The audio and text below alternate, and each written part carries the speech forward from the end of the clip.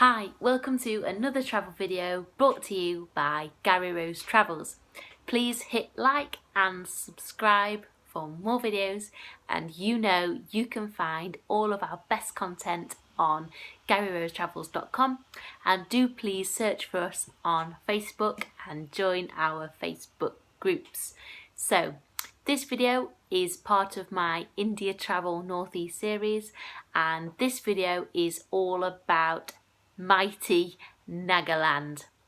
Now, Nagaland is a state in the northeast, and once you've been through Meghalaya and Assam, Nagaland offers something which is very different. It's definitely off the beaten track, and if you're looking for raw adventure and hardcore travel, Nagaland is for you. However, don't visit until you've watched this video and until you've read my in-depth guide on GaryRoseTravels.com. So what are you going to learn in this video? You are going to learn how to get to Nagaland, where to stay, how to travel in Nagaland, how much to pay in Nagaland, and how to stay safe in Nagaland, what to expect, and also how to leave Nagaland as well. So really it does cover all of the very best things you need to know. I'm just saying that myself. So nothing could prepare us for our stay in Nagaland. Now, we read about it, we researched it, we Google imaged it, we did what we could. However, nothing could prepare us for our stay in Nagaland. So it's very close to the Myanmar border, and actually whilst we were in one of the villages, we ended up walking with a guide into Myanmar. The army who was stationed up there were quite aware of this, so we didn't get in trouble. However, that is literally how close it is. You can walk to and from the country with a 9-year-old boy who was our guide. So that's how close it is to Myanmar. Now, the people of Nagaland are fierce tribal warriors, and they are known as headhunters. Now, until very recently, after they had conquered you, either kind of in warfare, or also if you had any enemies and you wanted to get married, you had to ask go to the father of your bride. He'd tell you who he didn't like, he'd tell you his enemies. You then had to go kill them, cut off their heads, bring their heads back, and then gain permission to marry the daughters, as a show of strength, as a show of character. So that's how they got their name as the headhunters, quite literally head hunting. Now, after you had hunted some heads, or you'd had your first head hunt, you were given, the tribal warriors are given tattoos on their faces, very, very distinctive, very kind of like a visual representation, a visual show of their worth, of how manly they are. So the older members of the tribes have these tattoos. Some are adorned in tattoos. Some people have only got a few. Some people are absolutely covered in them. Not many of the younger people, kind of the people in their 50s and 60s, have them, because now they're not allowed to do it anymore. Some of them seem a bit sad about this when we spoke to him, but yeah. So yes, there are people with the head hunting tattoos. Yes, head hunting did take place. Some of the heads, some of the skulls are proudly on display in their houses still. So yeah, that is about head hunting and why it is they've got their name.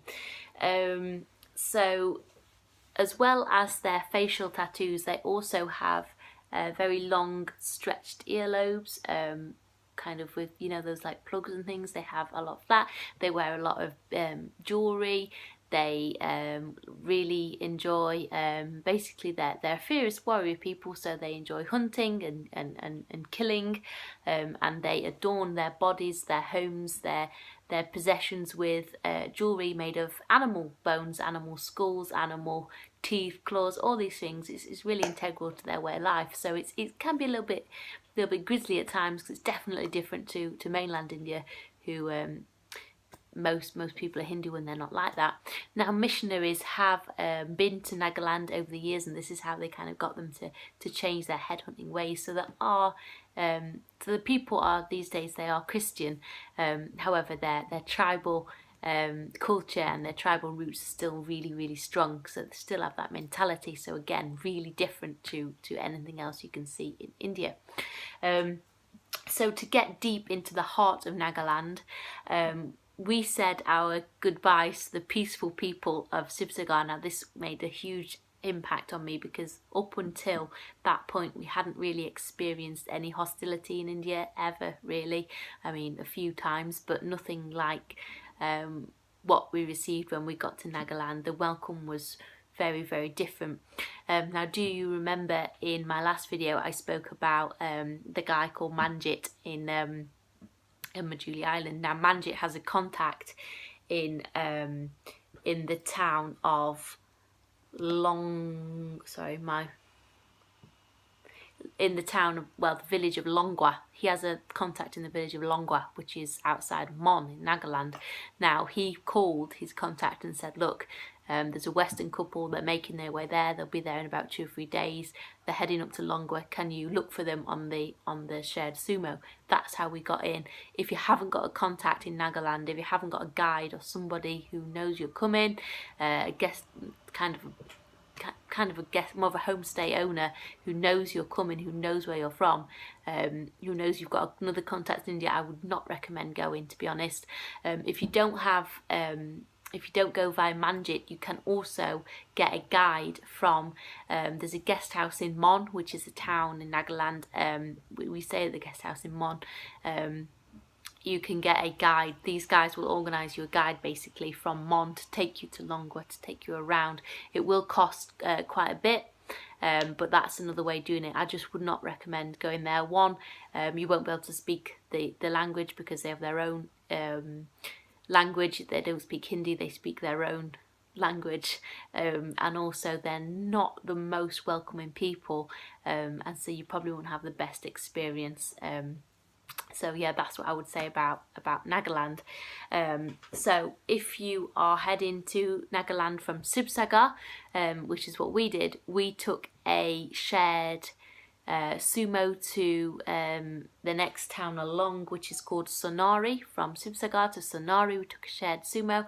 We then changed for another shared sumo to get us up to Mon. Now Mon is all uphill. It was a really long drive in a shared 4x4. It was about it was about 1,000 rupees for the seats in the Jeep. If it's not a shared, then you're gonna have to pay private, which is about 5,000. I think it was about 1,000 for us both, which was actually really good value.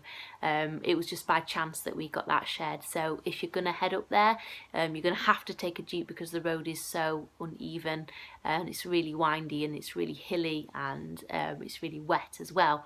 So you're gonna have to take a Jeep up there. You're gonna have to pay out, so make sure you have that money. Don't rely on there being somebody to share with. Again, if you do want to share, try and get to Sonari as early as possible to get a shared Jeep up there. It was just by chance. We knew that we could get a Jeep from Sonari, but we didn't know we could share. There's no guarantee that will happen again, basically. So if you are going to go up there, make sure you've got money to cover it. So when we got to the town of Mon, it was early evening. It was maybe about 5-6 o'clock. Pretty much all of the town was shut up. It was kind of boarded up, kind of deserted. A little bit worrying when we got there because we thought, oh shit, where are we going to be able to stay? Are we going to be able to get something to eat? Again, the people were not overly welcoming. Had they have been in, like they were in Sivsagar, it was quite different. We kind of struggled a little bit, but then eventually some kids, well, some college students, they saw us. They spoke enough English. They showed us to somebody's auntie's guest house. It's called Helsa Resort. It's actually really nice. The girl who runs it was really friendly. She cooked us our meals. She gave us a room.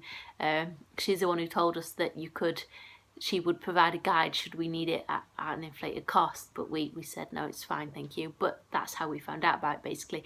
Helsa Resort, just it's basically from the bus stand back down the hill, back the way you came in, past the church, and then yeah, you'll see it basically. If not, you can always ask, but there's not many. I think that's the only guest house in Mon, so most people will know where it is. or you have to eat in Halsa Resort, because there are literally no other options. Now, we did walk around Mon for a day. We walked to Old Mon. This is where we received, well, we weren't received well, to be honest. So again, I wouldn't recommend heading up there unless you've got a guide with you, or you know, somebody from the village who can act as a mediator, basically. I would only really recommend going to Longwa with a guide. So to reach Longwa, we took a shared sumo from the shared sumo stand in Mon the next day. We left our big bags at Halsa Resort, which was really helpful. We just took our essentials. In a later video, I'll talk about what's packed to go to the northeast, so you'll know exactly what it was we took. So that's how we got up to Longwa. When we got there, we were met by Manjit's contact. The name of the guy, I don't know the name of the guy, but his son was a 9-year-old boy called Longshen. Longshen spoke surprisingly good English that he had picked up, and he was the one who kind of was the mediator, the go-between us and the father, who was the head of the house, who was a very well-respected man in the village. He did have a few facial tags, which was a bit disconcerting, but and we lived with his huge extended family of about 22 people in his traditional tribal house. His wife and his children cooked for us. It was basic, but that was all they had, so we had it and we stayed. It was definitely a very different experience, a very traditional Naga experience, I'm going to say. Do be prepared for roughing it. It was rough. Do be prepared for that. Do be prepared for no electricity, no hot water, no running water. Yeah, just be prepared for things like that. It's just how it is. Just muck in and get on with it, because you've travelled all that way to go and see these people, so you may as well crack on. So we spent a few days in Longwa. We went round with Longshen. He showed us notable people in the village. We met the chief. We gave him some beer. I have to give him a gift, so we bought him some beer. He showed us the places that they call their farm, which is where they do. They basically burn off all their crops, and they plough it, and they do their farming. They also they like hunting. They like he had a slingshot and, you know, bows and arrows and knives and chainsaws and knives and things like that. That's what they like. So basically he showed us all his selection of artifacts. His mother, our host's wife, she made traditional jewellery from various bits of animal bones, and also they mine metals from the ground in the village, and they smelt that, which is really unusual and very unique. So we bought a few pieces again to support them. It was an amazing experience, completely different to anything we'd ever experienced in any part of the world, not just India. So yeah, if you want something off the chain, visit Longwa with Longshen. You could always rock up there and ask for Longshen. They'll know who it is you mean. So to get back from Longwa, we took a very early shared jeep. Just bear in mind that because Nagaland is now Christian, absolutely nothing happens on a Sunday. So if you want to move around, you have to do it either Friday or Monday. Not much happens Saturday either, so don't try and arrive Sunday. Always do it Friday or Monday, but then bearing in mind absolutely everybody tries to move on Monday morning, so again, you might not be able to. There might be restrictions. The jeep might be booked. All transport is by shared jeep, so to leave we had to wait until the Tuesday. We had to get back to Mon, stayed in hotel Halsa Resort for one night, and then we left on the Tuesday morning. We went then back to Sonari in a shared, and then from Sonari we stayed at Sivsagar, you see what I mean, and then eventually, like 5 days later, we got back to Jorhat. But do you know what I mean? It was like 10 days basically to get back to Guwahati, from wanting to leave Longwa. This is what I mean by it's slow. yeah, so that's basically how we visited Nagaland. The photograph opportunities in Nagaland were amazing, but do make sure you pay especially the older headhunter tribal members. Make sure you pay them well, because it's not something that they are accustomed to, and if you don't pay them, then it's not going to be very good for the next tourists who go there and want pictures. They're probably not going to be very welcoming. You know, you wouldn't be if people rocked up and just took pictures of you. You'd want something for your time, wouldn't you? So do, you know, give them 50 rupees, 100 rupees, because the shops are amazing. You can't see these people and their lives anywhere else. Yeah, basically that is my overview of Nagaland. I hope you've enjoyed this video. I hope I haven't put you off. If you want a more in-depth view, then do please visit my Northeast post on Gary Rose Travels, and please come back for my next video on Northeast, when I will be talking all about what to pack for the Northeast. So I shall see you then.